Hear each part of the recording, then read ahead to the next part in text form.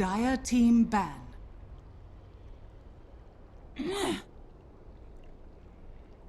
Radiant team ban.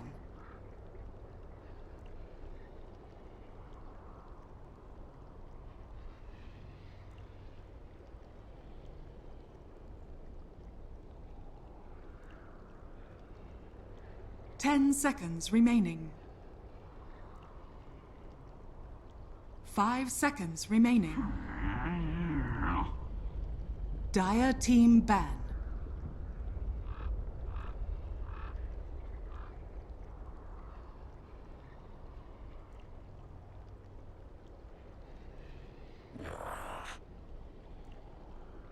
Radiant team pick.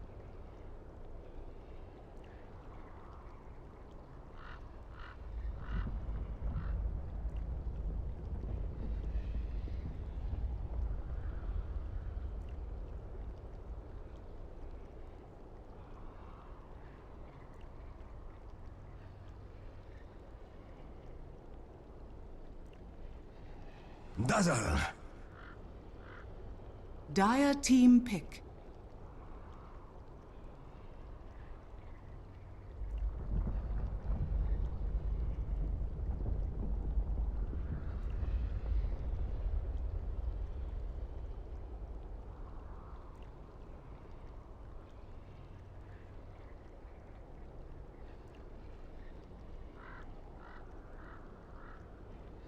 Ten seconds remaining. 5 seconds remaining.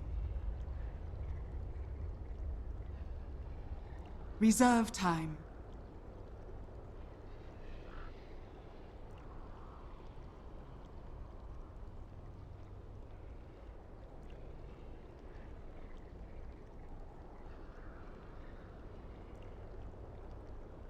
Hello and welcome back to Dota Pit Season 4 by G2. Hey, I'm Toby1, your host for the English live stream. Now, I'm completely inadequate to cast an NA Dota game, which is the reason why I'm here with a man who is also inadequate to cast. But luckily he knows a whole bunch of things. So, Swindles, welcome back, man. Man. I just want to make a quick comment that... Hi! Hey, what's up? The viewers didn't see this at home, but so EWolves won the flip and chose second pick, and Infamous responded by choosing Radiant. Both of these actions are incredibly weird to me, because, I mean...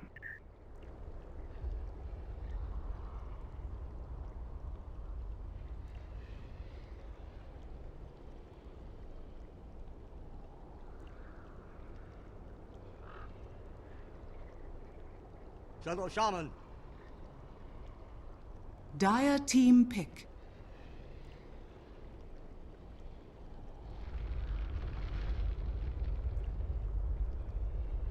Juggernaut. Radiant team pick.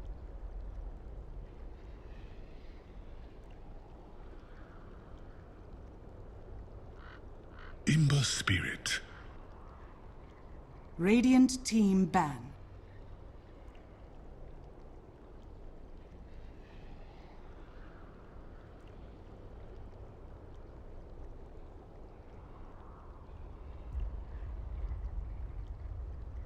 Ten seconds remaining. 5 seconds remaining. Reserve time.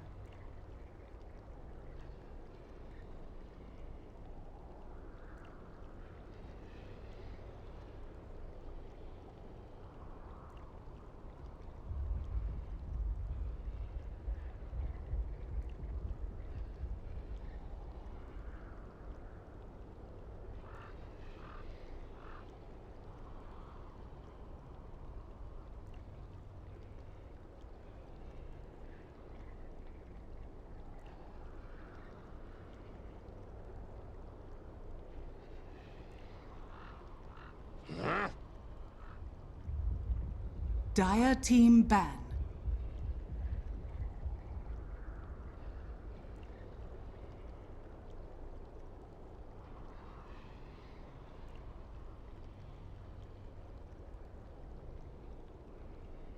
Ten seconds remaining.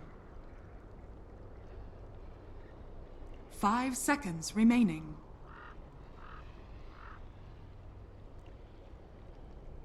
Reserve time.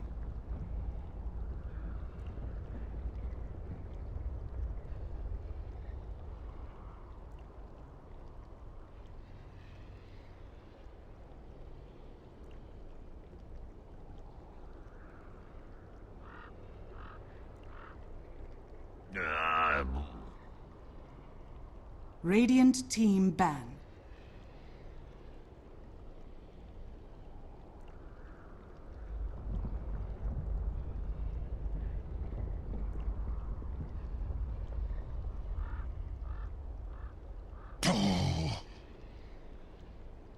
Dire team ban.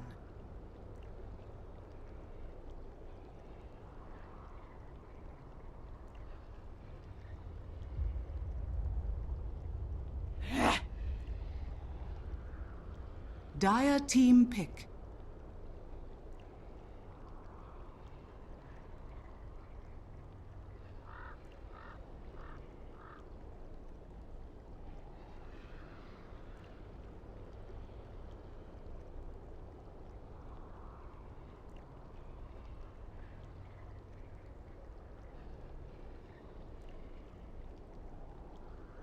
Ten seconds remaining. 5 seconds remaining.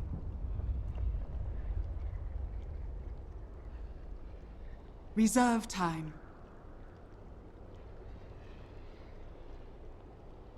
Ten seconds remaining. Decision making, And they then that couldn't was do denied, so Radiant Ice Mike had to go team play pick. back with his old team that he kind of told, I'm leaving, boys. Alright, And we surprise, surprise, they failed to qualify. okay, we got the draft back up on the screen now, so I've rebooted quickly and we're all good. Hopefully that doesn't happen again. Beautiful. Hopefully. Yeah. They just took Abaddon, by the way. So I mean, this to me looks like EWolves is about to just do the exact same sort of strategy. And they're just going to run heavy pressure, 10 lots of seconds remaining. focus on objectives, and they're going to try to end the game quickly. So I hope Infamous is more 5 aware of seconds what they're remaining. dealing with here, because like last game they just really got rolled over and they just seemed Reserve woefully time. underprepared. I'm getting myself back in focus now. I hate it when tech things go wrong. Like, you know how like players tilt when tech things go wrong? I do the same freaking stuff when things in the studio go wrong. I don't like it. I don't like it at all. Kobe. You just have such a difficult job. You have to just look at other people and get them to fix what's going wrong. What? No. You fix it yourself? Yeah. Wow. I'm proud of you. What do you dude? You even know me? Dude. I calls from Dirk or a cat going, this isn't working. What do I do to fix it? Like, move this to here. Like, I built most of these studios Dire team originally. Now the IT guys, they start to build most of them, but I still make sure I understand how every single part in the studio works. Like, I built my own gaming rigs, my own casting rigs back in Australia with 2 hands. So yeah, I know Not casting bad. so that was back and forward. Like it. I love how you Alright, think well, I I- have like all these servants that just are around me. 10 It's 1 a.m. in seconds the morning remaining. here in Europe. Yeah, sure, Mr. IT guy, please 5 come in from your home, seconds which is remaining. 45 minutes drive away, and fix my small little video problem I've got. I don't know what to do. No. No. Radiant team Oh, pick. oh, there you go. There's Yeah. the bristleback you were hoping for. This is, but it's more powerful when you like. Cause this is something I was talking. Oh, who was I casting with? It was Heen. It was Heen from MVP, and he was like, okay, so Bristleback is so strong now. Tanky items were also buffed up, so getting Finger. Vanguard into Crimson Guard makes so much. Dire team Yeah, ban. I'll finish my thought. Crimson Guard makes more sense on him now. Like, his only issue he had with that at that point was the fact that he didn't want to have to build into mana items. So he didn't want to build something like a Shiva's Guard or whatever to make sure he had 10 mana. seconds remaining. And then Keeper of the Light comes along and it's just like, hi, I'll give you Chakra, 5 seconds which will remaining. lower your cooldown timer as well. So you can get stacks so quickly. And then Ice Frog's gonna be like, I'll give you an Aghanim Scepter as well. So with Nasal Goo and Quill Spray, you can get stacked even more quickly. And then I'll give you an Arcane Rune as well, so you can get stacked even more quickly. Amazing! And all of a sudden, Bristleback is one of the most powerful units heroes inside the freaking game. He's just so... but with the badness, just more of a dick move. Because you just shield him and run him underneath towers, and there's just nothing you can do about it. Especially for a team, again, is looking at only like one stun. Maybe with the Clockwork we can count a couple more, but if you're a Clockwork and you're in range and a Bristleback to battery assault, you're probably going to lose that fight. Yeah, he's actually really strong in this game. I think Tinker is a pretty good matchup for him because Bristle really can't go BKB. And I think Dazzle's also one of the best heroes against Bristle, because to go off of what you're saying, Bristle does like to get those tanky items, but he can't really build armor until later into his progression. You kind of want, you know, the Vanguard, maybe an SNY, you know, sometimes you go B, Pipe, etc. And now he's got the massive magical damage output of the Tinker, and he'll have minus armor all over him. But I feel like, again, we have the same scenario as last game. I expect this to be an Exort Invoker going into Necrobook, and I think they're just going to push and aim to end the game around the 20-25 minute mark. And they have. I feel like Ember Spirit is so weak against that. You'd actually go for a Necrobook over something like the Orchid? I expect him to be Exort. If he was Wex, then perhaps. He might go Wex and do the Orchid build just to really deal with the Tinker, but yeah. It's also very good against the Ember, so I'm really not certain. Smash is playing it, and I was on the Bristle, so I wouldn't be surprised if Smash actually goes to the mid lane this game, because I believe they're just going to be doing double dual lanes, and I'm fairly certain that Abaddon can heavily punish this infamous safe lane, because Rubik Dazzle Ember is a very, very weak lane, and if they just if he just shields off either the lift or the chains, they will not have the damage to kill the Bristleback. There's just no way.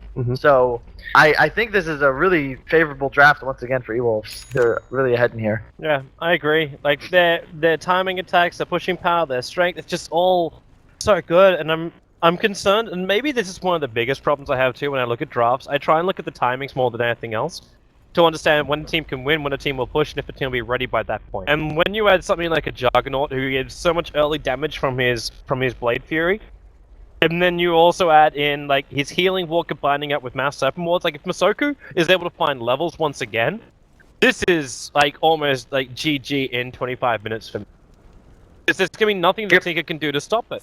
The Clockwork initiation doesn't really do anything either. Like he's going to hookshot in and get hexed, spun, spray, tornado, like the shield against him. Like there's so many different things that will just destroy him when he goes in, that he'll need to have like damage dealing, survivability items, be it blade mail or be it some kind of tanky items to go with that initiation, and he needs time and space to actually farm that. The Ember Spirit early on with the Searing Chains have become a lot more of a fan of him early on thanks to Eternal Envy. Vaughn, yeah, you're taking a lot of damage here, man. Bristol stole the bottom rune. Are they actually going to... Wow, okay. First level Nasal Goo, you don't see this very often, but they've got 4 stacks on the Ember Spirit, keeping up the 4 stacks, charging underneath the tower. The Searing Chains are back up again. But a first level Nasal Goo and you expend over half your mana pool to chase down the Ember? I think it was a pretty even trade. He got like 3 tangos worth of damage, so it was pretty good, I believe. Just to have that Nasal Goo now means he can't really intimidate the Rubik or the Dazzle.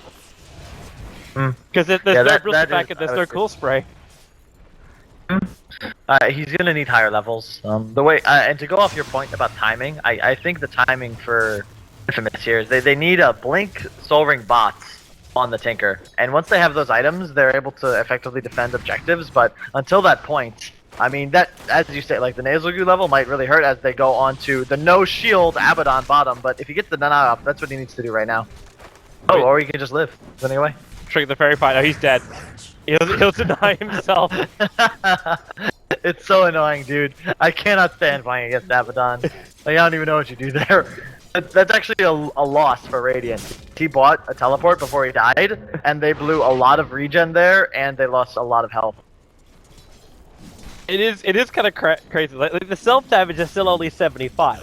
So if you've got any level of burst damage in the lane, you can kill him off. But you've got no burst damage. Like, we're not going to count Fade Bolt. We're not going to count Searing Chains, because even then, like, that's still going to be some tick. They had no Shadow Wave, it's Poison Touch. Level 1, which is still, like... Okay, I'm going to ask you the question I ask a lot of people I commentate with. Is Poison Touch the worst ability in Dota 2?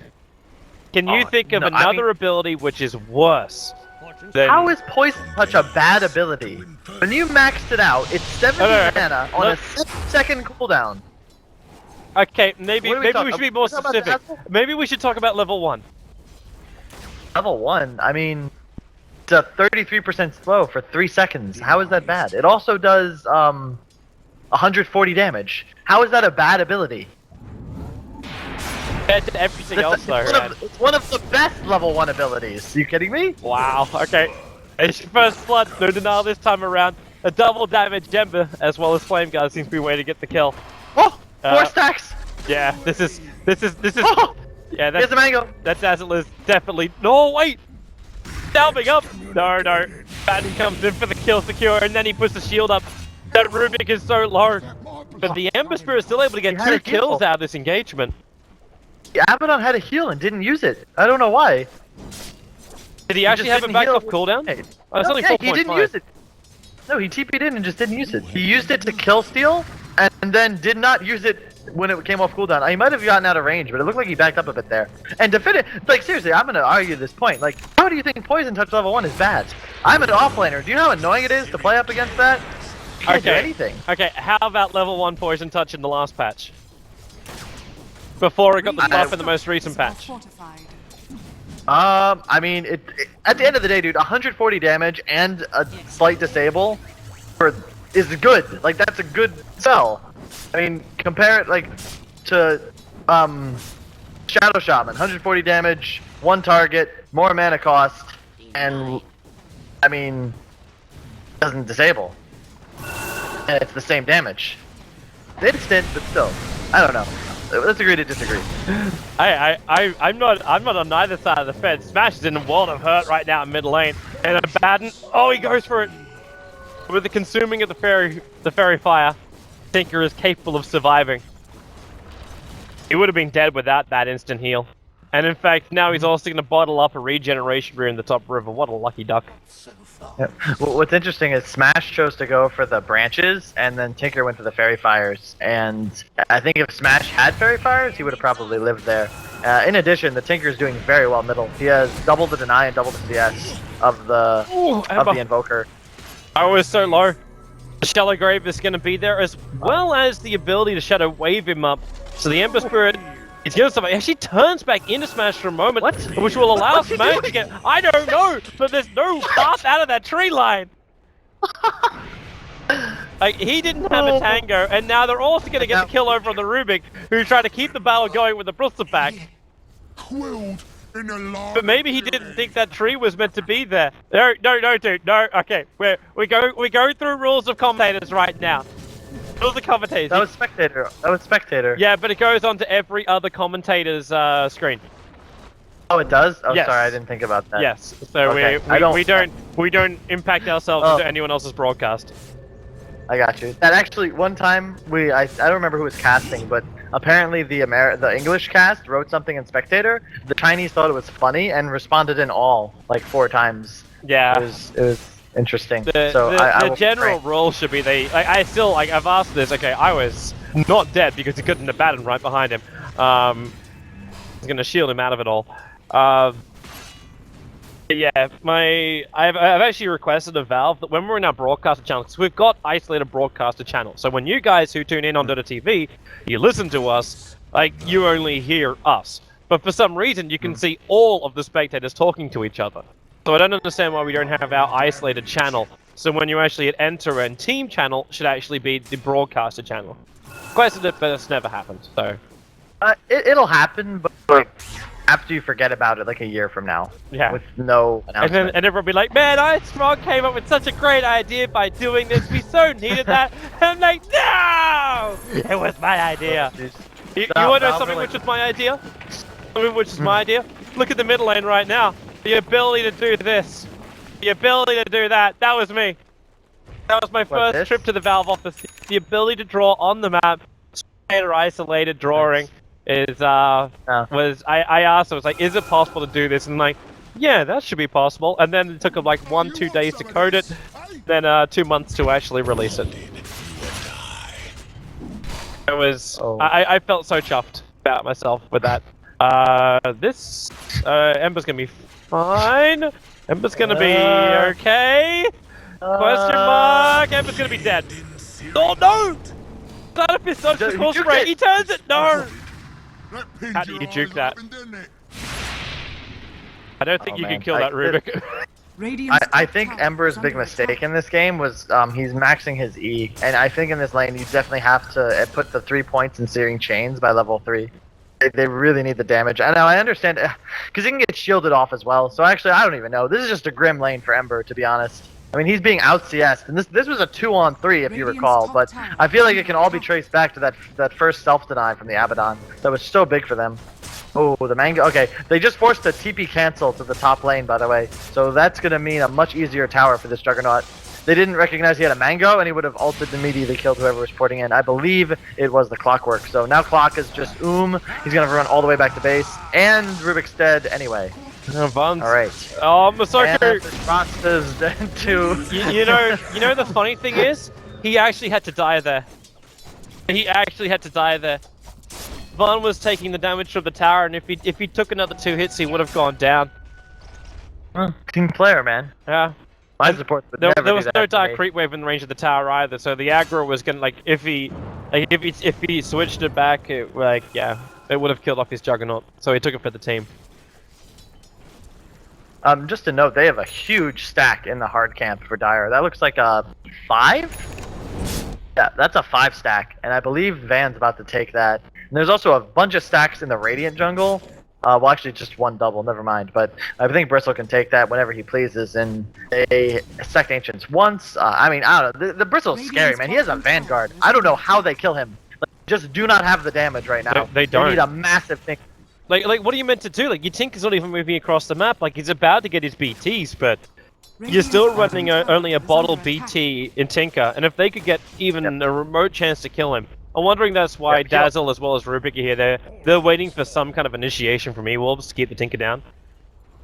The other thing is he only has 2 points in March, so even when he gets those bots, he's really not going to have that massive stack clearing and wave clearing potential yet as well. So again, it's the same story as last game, man. They just seem to have this woefully weak early game team, and I think EWolves is just going to hit a timing, enter the mid game, and just take towers. And I don't know what the hell they're going to do to stop them.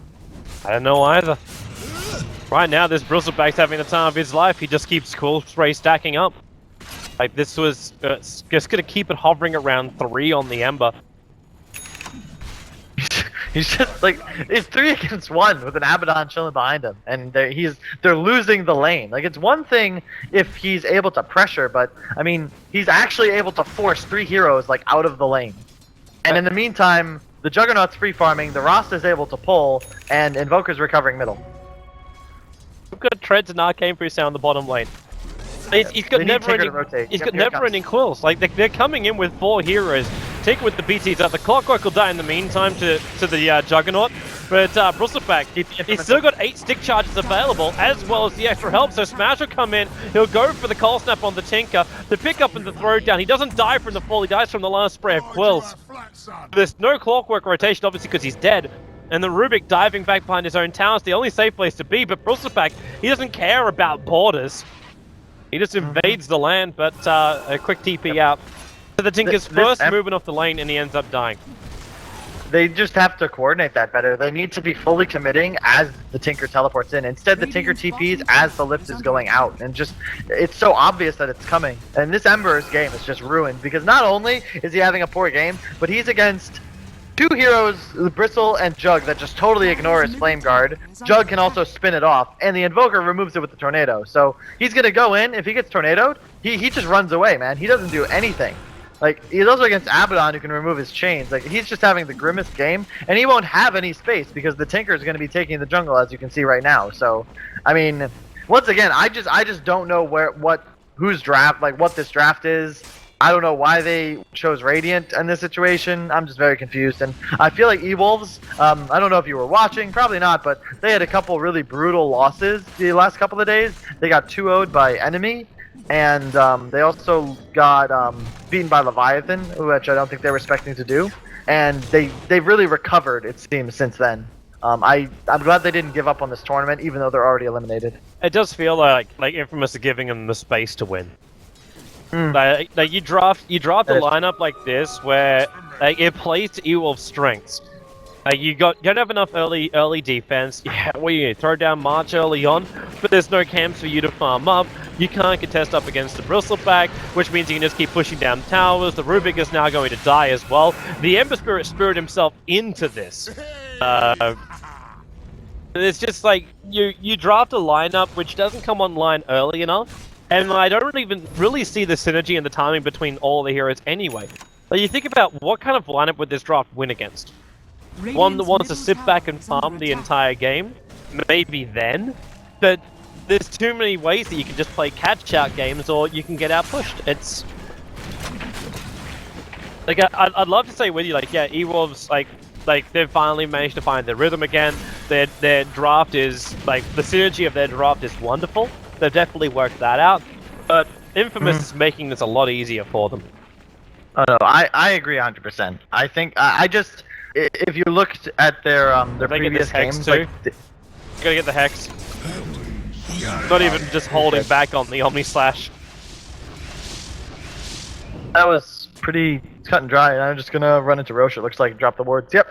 He had a defensive spirit too. Like if you saw the Hex coming, he could have gone. Like, they smoked and they ganked in during nighttime cycle, so the vision was pretty bad. Oh, there goes your a bad ulti, but Greedy is dead. Let me just real quick. One of the drafts they had yesterday on EWolves was Sand King, Pudge, Ursa, Mirana, and Bane. And if you think of a draft like that and compare it to the draft they had today, it's night and day. So they're definitely against a weaker opponent, but there's actually like a strategy behind what they're doing, and it's executing. You know, they're making moves as a unit, and I feel like that's been sorely missed, and that's part of the reason they've had such a poor performance in this tournament.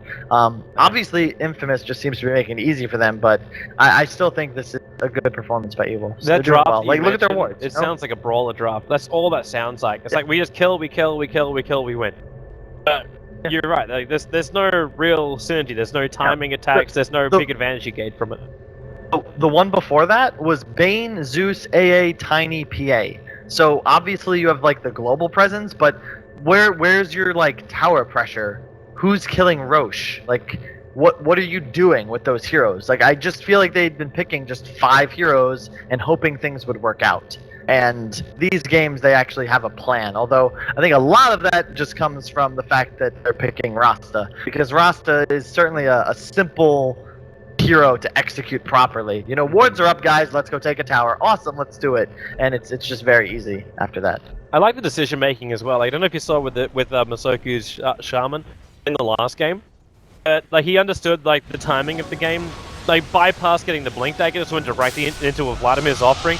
They understand, like, this is the time to attack. That was one of the big things which I gave a lot of respect to OG when they played the MLG World Champs, where their items are always key to, like, their timing attacks. And I kind of feel like some teams lose that. Like, they draft a lineup which is like, yeah, it could win by 20-25 minutes, but their items don't match that.